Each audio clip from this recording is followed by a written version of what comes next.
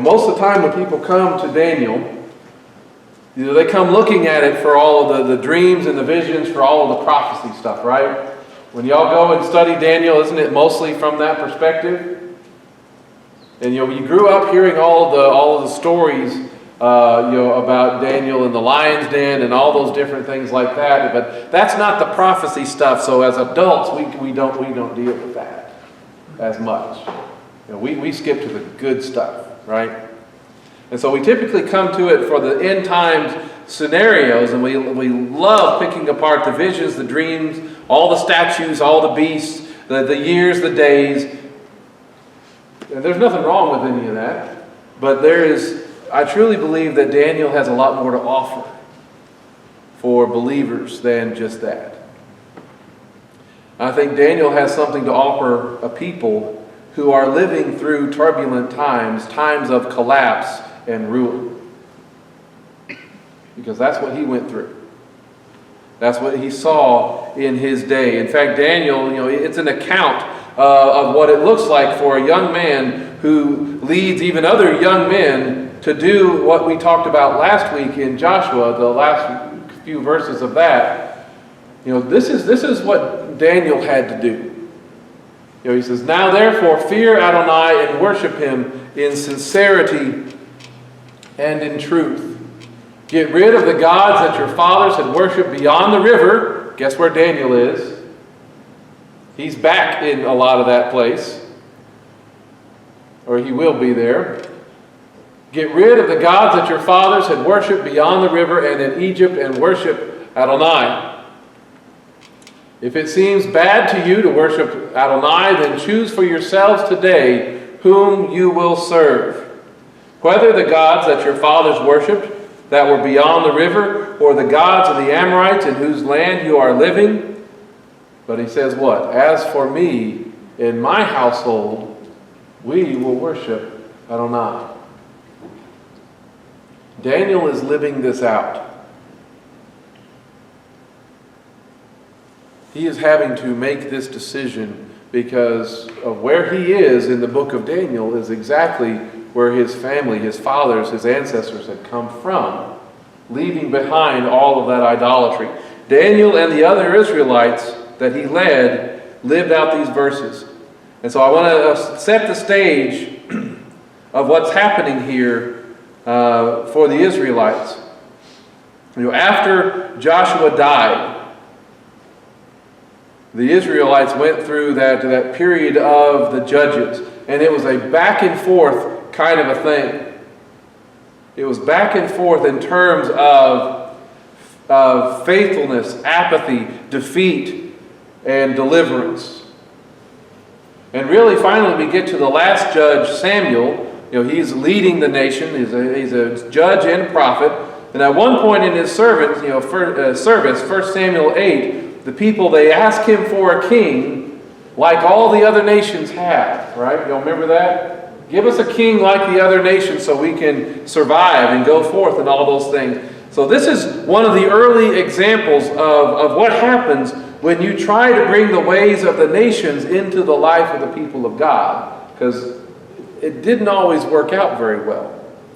And God warned them. It's like, look, they're not rejecting you. They're rejecting me as their king. And he warned them, when you get the king and you get the one that you asked for, he's going to do all kinds of things. He's going to take your wealth. He's going to take your children. He's going to take your property and all the things that you have and keep it and take it for himself. Right? And that's basically what happened to many of them. It doesn't go that well. First they get Saul as their ruler. And he looked the part. But his heart wandered far too easily and too often from the ways and things of God. He really wasn't committed to the ways of God. And then came David. He became king. He built the kingdom. And who was promised this dynasty that would never end. I don't know how well y'all can see that. But this is supposed to be. Hey, you can see it a little bit. This is supposed to be, Israel and the kingdoms of David and Solomon. But he was promised this dynasty that would never end. And he was supposed to be a man who pursued after God's heart. Even though he wasn't always perfect in that. But he was even dreaming of building God a house, a temple. But he was not allowed to build it for himself. Right? David's son Solomon succeeded him and built the temple. And it's under Solomon, that you get the height of the reign of the Jewish people, extending from down here to somewhere around in Egypt, all the way up here to the river up in the north. That's modern-day Syria. We'll look at another map a little bit later. I don't know if you can see it very well or not. But at the height of his reign, he finished the temple, and that was about 960 BC. All right? So almost 1,000 years before Yeshua was born, they finished the temple. And Solomon, he said that he was the wisest man in the world, but at times Solomon's wisdom caused him to drift from the ways of God. As smart as he was, you can be the smartest person on the planet and drift from God, right? Too smart for your own good. Solomon himself died around 922 BC. Okay? Now as a result, when his son came to the throne, the United Kingdom was split into the southern kingdom of Judah and the northern kingdom, what was called Israel. So Judah is this purple section down here. The northern kingdom of Israel was that green section up there. So the northern kingdom of Israel was pulling away, separating away from Jerusalem. They spiraled into idolatry much quicker than the southern kingdom of Judah. And it's really likely because they were doing that. They were pulling away from Jerusalem. They were pulling away from the temple that were in Judah. And to prevent the hearts of the people going there, their worship, their money from going south, 3 times a year they were supposed to make those pilgrimages. The kings in the north changed the locations of their worship, setting up 2 altars. One of them's in Bethel, which is just right north of Jerusalem. The other one is in Dan, all the way up here in the northern section. So it's like, hey, I'll make it as short of a trip for you as possible. You can go to the one in the north, you can go to the one in the south. But then he changed the location of worship. He changed the priesthood where you didn't have to be a Levite. He changed the calendar and the dates for the festivals. And so as a result, the terrible kingdom of Assyria comes down and begins to attack. They were used as an instrument of judgment against the northern kingdom, and it succumbed and was taken off into captivity in 722 BC. So about 200 years after Solomon's death is when the northern kingdom fell. And when you look at some of the prophets of the 700s, that period's leading up to the fall of the northern kingdom, you've got Amos, Hosea, Micah, and Isaiah. And they talked a lot about the corruption of the northern kingdom, the call for Judah not to follow in those ways. And so here you have Israel that was defeated. And many of their people were carried off into exile. That's one of the things that Assyria started to do. They started taking people from Israel and moving them off into this area up here, or this area over here by Nineveh, or this area over here. This is the mountains of Iran. This is northern Iraq. This is northeast Syria in today's circles. Are we still fighting over some of these territories these days? Are those still significant? Yes, they are. And most of these tribes that were taken off, in many ways they were carried off into exile, they're considered lost because they had already compromised their culture. They had already compromised their beliefs. They couldn't maintain their distinctiveness. Once they left, they took on the gods and the beliefs and the practices of where they were at. And in fact, Assyria took people from Babylon and moved them over here into the northern area. They mixed with the remaining Israelite population and became what? What group of people? The Samaritans. Right. So this relocation effort, again, looks like it took them to the areas that we're fighting a lot today. And today, these people that live here and here in particular we call those the Kurds. Have y'all heard those? Heard that name in the news? Sometimes they're our allies. Sometimes we don't always treat them very well. So that's that. And you'll notice, one of the things that you notice, this green section here, it's not really like this much today, but this green section is called the Fertile Crescent. Okay? You've heard of that? The space between the Tigris River and the Euphrates River was a floodplain that was, at the time, very fertile land. It's not very fertile anymore because they've so over-irrigated it. But the migration route came from all the way up here, went from down here all the way up and then down into Israel. And that's the same path that Abraham took, and it's the path that all of the armies took when they were wanting to invade Israel.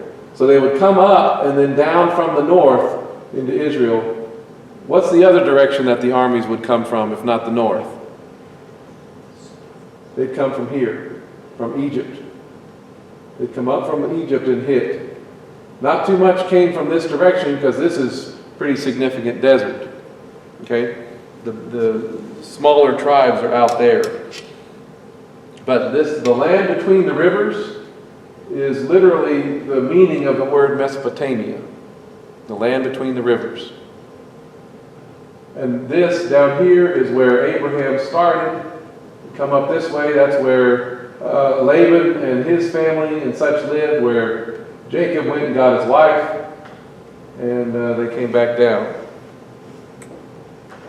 So again, this is all territory that the world is fighting to control right now, especially these positions in Syria. That's modern-day Syria there. But these positions in Syria are very significant because those are the ones that give them access to move south, give any military access. And in the end of days, when everything starts happening, leading up to the return of the king, the ones who control that territory will be in the position to target Israel. And we're already seeing that in many ways. We know that that kind of thing is going to happen. And so when you look at this, I don't know how well you can see that. This is a focus in on Israel, on Jerusalem and Judah. These are some of the routes that the king of Babylon took. The first time, the second time, he comes in, follows these major roads. Right there is Jerusalem. And he's attacking the southern kingdom of Judah. And it was besieged twice by Nebuchadnezzar. Surrendered the first time, but they rebelled again later. And it's after that first surrender, really, that Daniel is taken captivity. But you read about this in 2 Kings. It says, at that time, King Nebuchadnezzar of Babylon, his troops marched against Jerusalem, and the city fell under siege. Then King Nebuchadnezzar of Babylon himself arrived at the city while his troops were besieging it. Then King Jehoiakim of Judah, his mother, his courtiers, his officials, and his eunuchs surrendered to the king of Babylon. So the king of Babylon took him captive in the 8th year of his reign.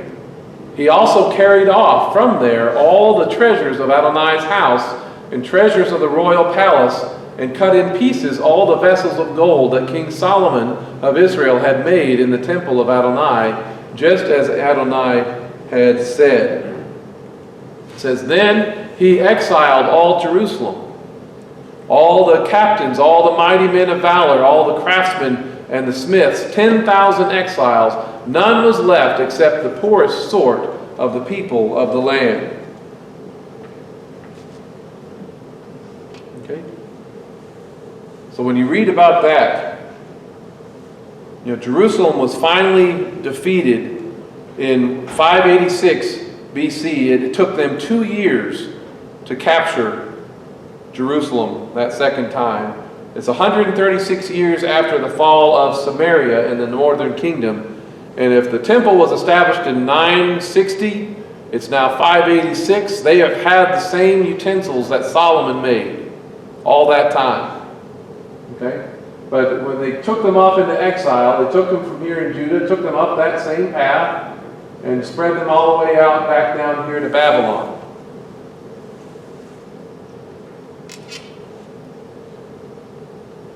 And so we read about this again. This is 2 Kings chapter 25.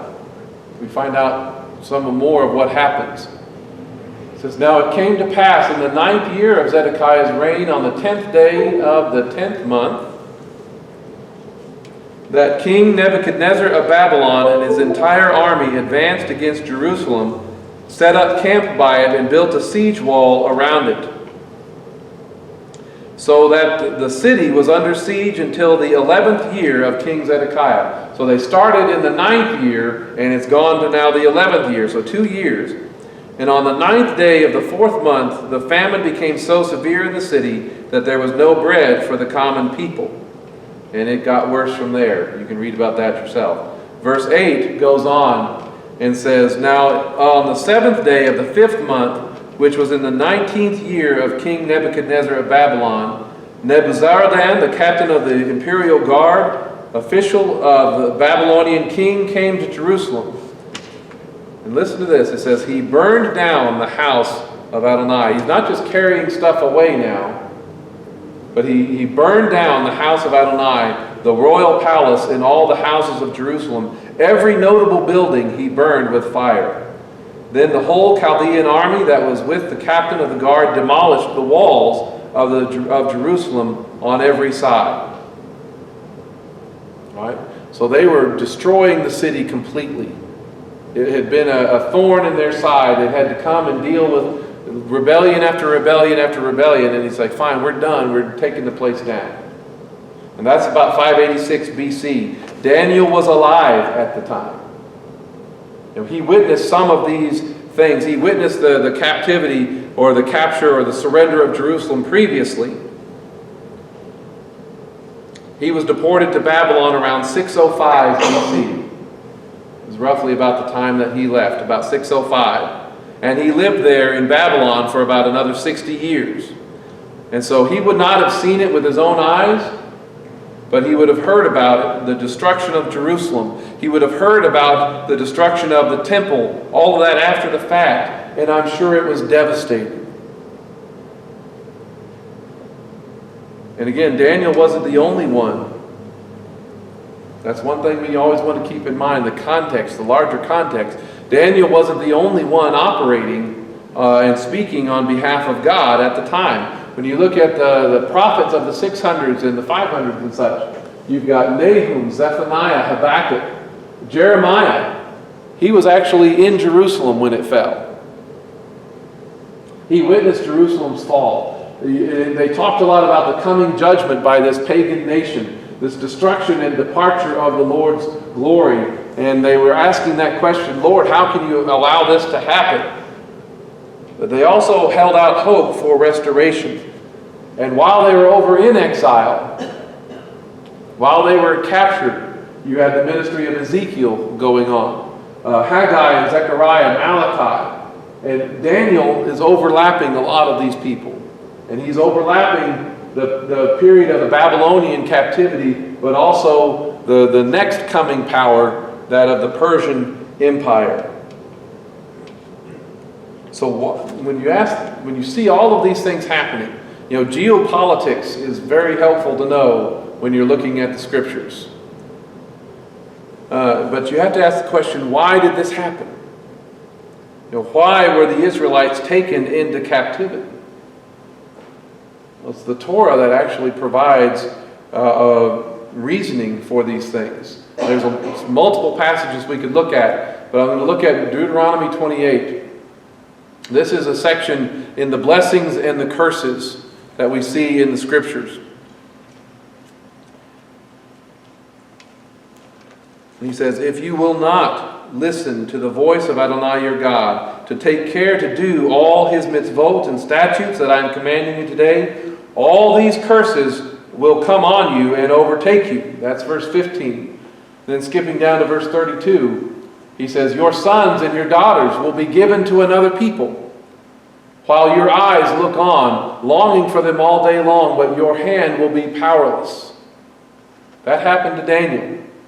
He was one of the young men taken away, even while some of the nobility and some of the people were still there looking on and couldn't stop it. Verse 36 says, Adonai will bring you and the king you set over you to a nation you and your fathers have not known, and there you will serve other gods of wood and stone.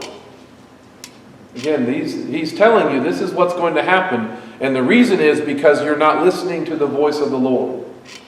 And you're not keeping his commands. Verse 62, he says, you will be left few in number.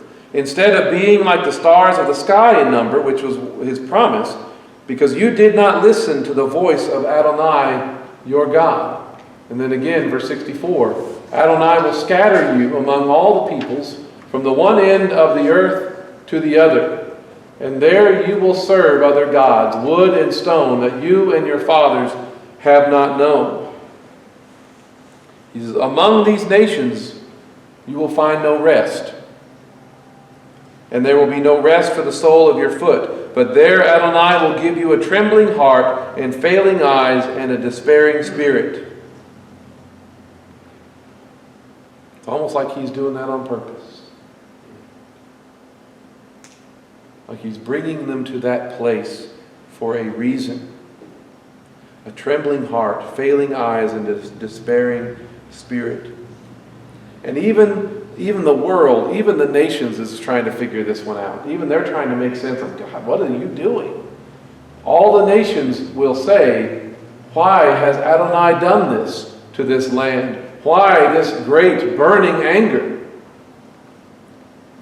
Then they will say, because they abandoned the covenant of Adonai, the God of their fathers, not with them when he brought them out of the land of Egypt. He says, they went and served other gods and bowed down to them, gods they never knew, that he had not allotted to them. It says, so Adonai's anger burned against that land, bringing on it every curse written in this scroll. Adonai has uprooted them from their soil in anger and wrath and great fury, and hurled them into another land, as is the case this day. So can you imagine this? Daniel growing up, witnessing all of this. He's y'all's age when all of this starts for him. He witnessed the decline of the nation. He even witnessed a time of correction, an attempted correction that came out of the reforms under Josiah, one of the good kings, when they found the book of the law. That happened about 622 BC.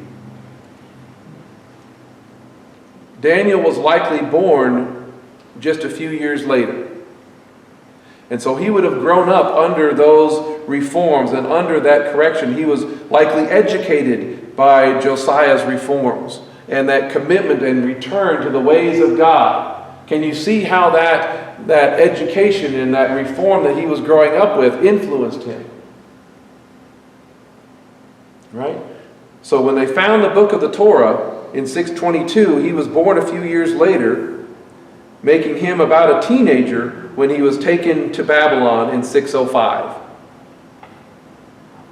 And it was this reform, it was this education in the ways of the Lord that laid the foundation for Daniel's faith, for Daniel's courage in the midst of everything falling apart. Everything was falling apart. When you get to Daniel chapter 1, it says, in the 3rd year of the reign of King Jehoiakim of Judah, King Nebuchadnezzar of Babylon came to Jerusalem and besieged it. Remember, how long did it take them to finish off? To finish it off took 2 years. And so this is a complete breakdown of the society as Daniel knew it. Their government was being overthrown. They were being replaced by something ungodly with an ungodly agenda. Does that sound familiar at all? All right, there was fear, there was uncertainty, there was confusion, and this asking, from the people, God, what just happened? How could you let this happen? We had, guys like Josiah. We had a good king, a godly king, trying to direct us in the right path, and it's gone. And many want to interpret, current events. They want to interpret current events as a victory for socialism, as a rejection of traditional Christian culture and beliefs. Right? You're hearing that kind of stuff out there? Babylon saw all of this as a victory for their culture. Not just the kingdom, but for their culture and for their gods. They saw it as a defeat of the Israelites, the Jewish people, their culture and their God. But notice what happens in verse 2. So Nebuchadnezzar shows up, but it says that God gave King Jehoiakim of Judah into his hand, along with some of the vessels of the house of God. He brought them into the land of Shinar to the house of his God, and put the vessels into the treasure house of his God. So this defeat happened, and they were all put on, all these things that he took out of the temple were put on display as trophies of war, that their God, they were saying that their God Marduk was the strongest, that their culture, their way of life, their government was superior. But just keep in mind, as we looked at in Deuteronomy, Babylon did not capture Jerusalem because their God was stronger. They captured Jerusalem and the temple because Israel broke the covenant. God gave King Jehoiakim of Judah into his hand. So who's in charge? God is. Right? Babylon was an agent of judgment in the hand of God. Babylon, as great of a kingdom as it was, as great as King Nebuchadnezzar was an instrument of God's hand. Babylon was doing his bidding. And what should that tell us about what's going on right now? Is God defeated? Not at all. Not in any way or any stretch of the terms. Is God defeated? No. Has God and his ways been rejected? That's a different story. We're seeing a lot more of that. Because have we broken our relationship? Have we broken our covenant with him? In a lot of ways, yes, we have.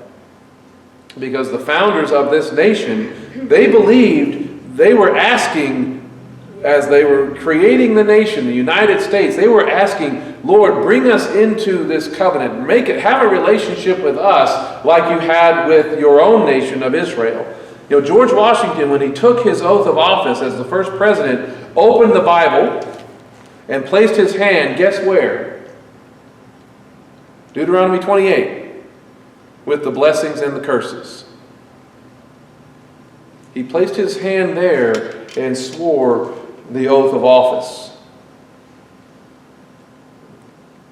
Those blessings and those curses were supposed to define our nation. And is God keeping his word? Yeah. Yes, he is. For when his ways are rejected, a nation is subject to the chastisement and the discipline of the Lord. And all those that are acting today, from whichever party, they are just instruments in the Father's hand, no different than King Nebuchadnezzar. But again, everything that Daniel had grown up with, everything that he was hoping in and thought was secure, everything had been taken and compromised, and the things of God were removed from his life. But look at some of the things that we learn about him. Verse 3, Daniel chapter 1, verse 3 says, Then the king told Ashpenaz, the chief of his officials, to bring in some of the sons of Israel from royal descent and nobility, youth without any defect, handsome, proficient in all wisdom, knowledgeable, intelligent, and capable of serving in the king's palace. He was to teach them the literature and language of the Chaldeans. So Daniel, taken away in about 605 BC, he must have been somebody of royal descent and nobility. He was from some of the elite families in Jerusalem. He must have been relatively good looking, I guess. He had to be handsome. He must have been pretty smart. Nebuchadnezzar was looking for the best among the people that he conquered. And Daniel wasn't supposed to stay there with his own intelligence or what he had already learned. He was going to be re-educated. All his former ways were to be replaced with the language and literature of Babylon. They knew that future generations could be influenced by the education of the young. Before too many of their own cultures, their own beliefs, their own philosophy could be established and made firm, Babylon wanted to plant their culture, their beliefs, and their practice into the young men like Daniel. And that really hasn't changed, has it? Those who reject God have often pursued controlling the education system or the agenda for the young. And they'll take a long-term view because you change the culture by changing the way the children think and what they believe. Hitler even had a similar mindset. He was quoted as saying, "He alone who owns the youth gains the future."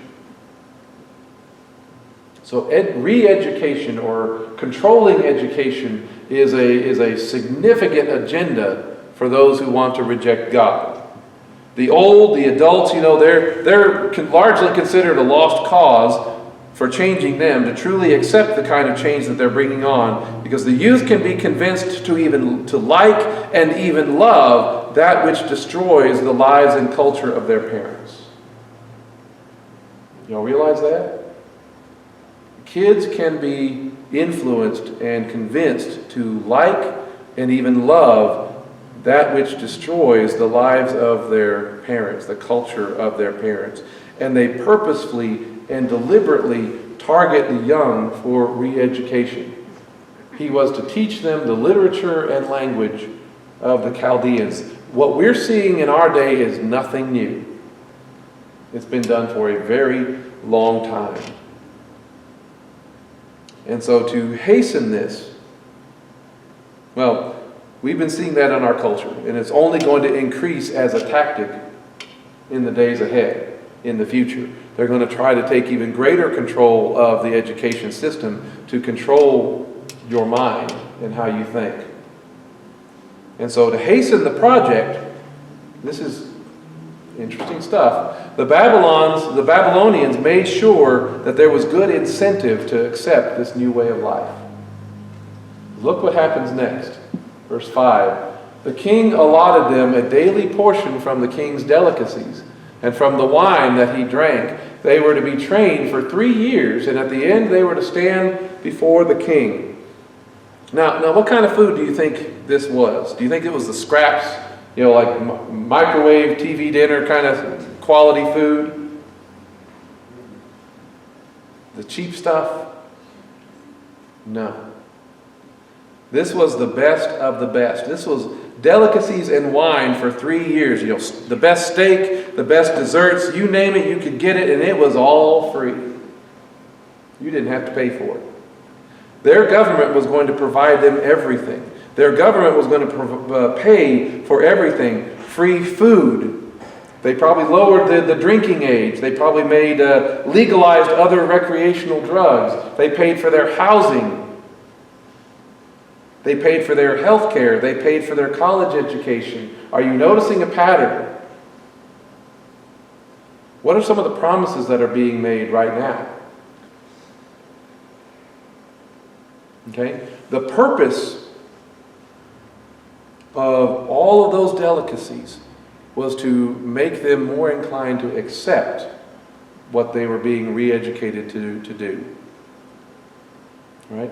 And the purpose of their deportation was to remove them from the influences of their families, to remove them from the influence of their culture, to remove and replace God in their life. The purpose of giving them everything from the king's table was to weaken their resolve, to bribe them, to convince them that their life is going to be so much better if they just accept the change, the new government. Right? Babylon was going to make everything for them free. And all with the hopes that they would forget who they are, forget what they believe, forget that they were slaves to an authority that did not love them and did not respect the ways of God. When everything is free, when you're constantly given stuff, never mistake that for love. You're given enough to keep you compliant. You're given enough so that you'll defend it because you can't imagine your life without that free stuff. They want to make you dependent upon them for it. How can I live if I don't get my food from the king's table? What am I going to eat? How can I live if the government doesn't pay for my health care, pay for my college, pay for my housing? A lot of our culture is already there at that point. And they want to get it there as fast as possible. But free is never free. Free always costs you somewhere, somehow, some way. You're losing something else that they hope you don't notice when you accept all the free stuff. Never forget that. Daniel never forgot that, even when they tried to even change his identity or change his name. It says, now among them were some from the sons of Judah, Daniel, Hananiah, Mishael, and Azariah. The chief officer gave them new names. To Daniel, Belshazzar; to Hananiah, Shadrach; to Mishael, Meshach; and to Azariah, Abednego. Now, when you look at those names, Daniel, I don't know if y'all can see that very well. Daniel means God is my judge. Okay? His name was changed to Belshazzar, which is Bel will protect. Bel is the name of one of the Babylonian deities. Okay? Hananiah means Yah has been gracious. And it's changed to Shadrach, which means inspired of Aku, which is, again, another one of the Babylonian gods. They're trying to even change what they believe and who they believe in. Mishael, who is what God is. You know, that's one of those who is like God kind of statements. And it's changed to belonging to Aku. Again, that's a statement of slavery. Don't catch that because you're eating from the king's table. And then Azariah means Yah has helped. And Abednego means servant of Nego, which is another one of those other deities. All right, they're trying to change everything. Change everything that they believe. And you know, these are not the only Israelites taken, just these guys. But these are the ones that are remembered. Right? It says, among those from the Israelites of the tribe of Judah are these guys. These are the ones remembered. Why are they the ones remembered? You know, it's kind of sad that when you think of Daniel and you think of the 3 Hebrew children, we only seem to remember their Babylonian names. That's what I grew up hearing all the time. I know Shadrach, Meshach, and Abednego off the top of my list. I can't say those guys' names, remember them nearly as easily. But why were they remembered? Because even though their names were changed to these other gods, who they were and what they believed did not change.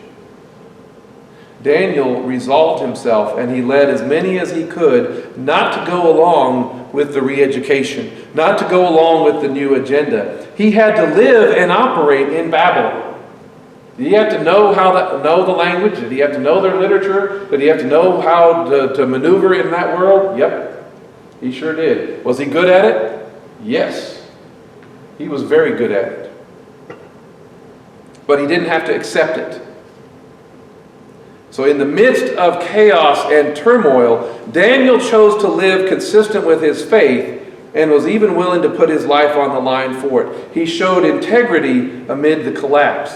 And it's the kind of integrity that you and I, that the people of God, are going to be needing more and more of in the days ahead. It says in verse 8, he says, "But Daniel resolved not to defile himself with the king's delicacies or with the wine that he was drinking." All right, when you look at that, resolved is the word soon. We've looked at this one before. To put in place or set or appoint, to ordain, establish or determine, to be set or planted. You know, its first usage is Genesis 2:8. There he planted the man in the garden. Just like he planted the trees, he's planting the man in the garden.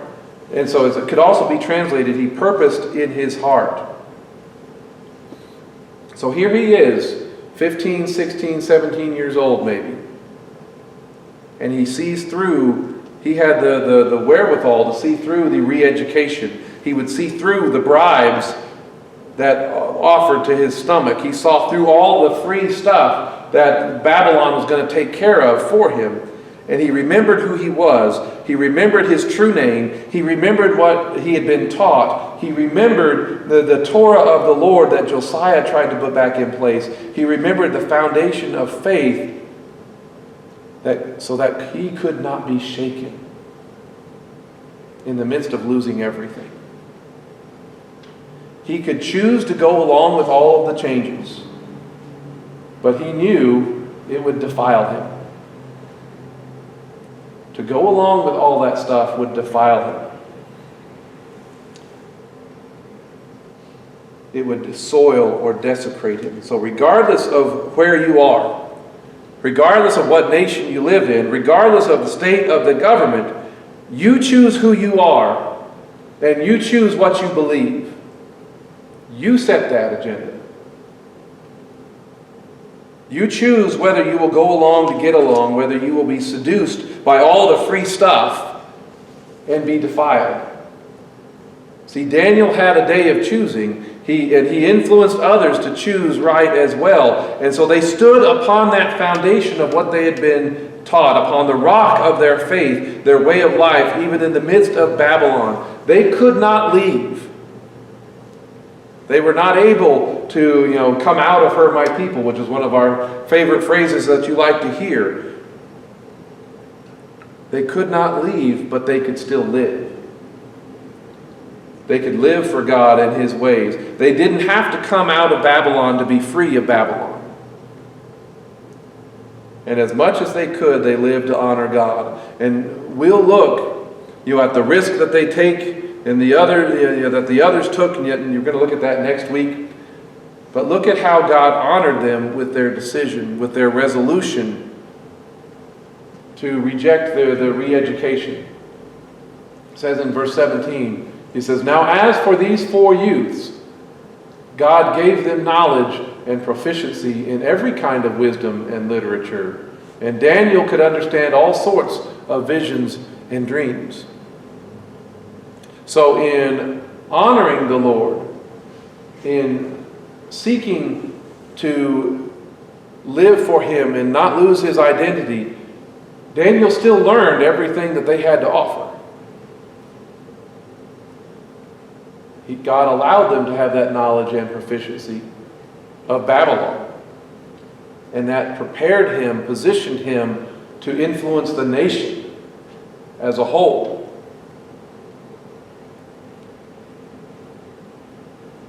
Again, they stood for God and His ways. It says, "At the end of the time set by the king to bring them in, the chief official presented them before Nebuchadnezzar. And when the king spoke with them, he did not find anyone, or find among all of them anyone like Daniel, Hananiah, Mishael, and Azariah. And so they entered the king's service." They were the best of the best. and in every matter of wisdom and understanding, about which the king questioned them, he found them 10 times better than all the magicians and astrologers throughout his realm. That's the kind of difference that the ways of God was making in their lives. Because they stood for God and his ways, they were blessed. And they were blessed to better serve even the nation and the king that enslaved them. That's sometimes hard for us to understand. They were living for God and seeking the best, but they were also seeking the blessing of the city in which they lived. Does that mean that they agreed with every action or every policy of their government, their leaders? Doesn't mean that at all. Does that mean that they quit trying to influence their government to go in the ways of God? Doesn't mean that at all. Much of Daniel is actually about his influence on the nation of Babylon or on the nation of Persia. He's helping the king to understand dreams and visions from which the king would make decisions and policies. It was so that the glory and the ways of God would be recognized even in the midst of an ungodly culture. And in the days ahead, those are some of the decisions that we're going to need to make. How do we live in the midst of Babylon? How do we stand for the ways of God? We have to resolve, we have to purpose in our heart not to defile ourselves, not to be seduced, not to be so enraged that we are bringing compromise or things to his name. But as we stand for him, we seek his glory. So resolve even now to purpose in your heart, no matter what is falling apart around us out there, that we will not forget who we are, not forget what we believe, and what we stand for. Amen?